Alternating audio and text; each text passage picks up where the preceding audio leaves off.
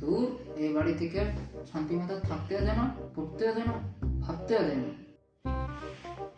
ভাবতেও দেয় না? তুমি আবার কবে থেকে ভাবা শুরু করলে? তুই সবসময় আমার কাজ নষ্ট করিস কেন?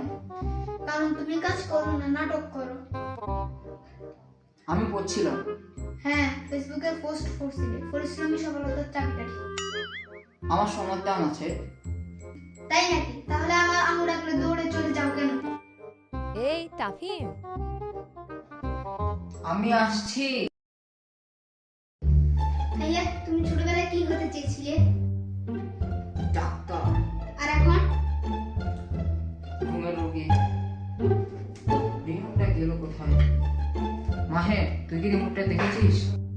এত বড় হয়ে গেছে এখন একটা রিমোট খুঁজতে পারো না? তুই তো আমাকে রিসপেক্টই করিস না।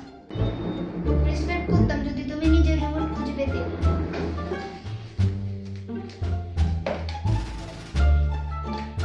এই যে, তুই খুব চালাক হয়ে গেছিস। ভাইয়ের কাছ থেকে শেখা। দাঁড়া, তোকে আজকে সাইজ করছি। আমিও কি তোমাকে ছেড়ে দেবো?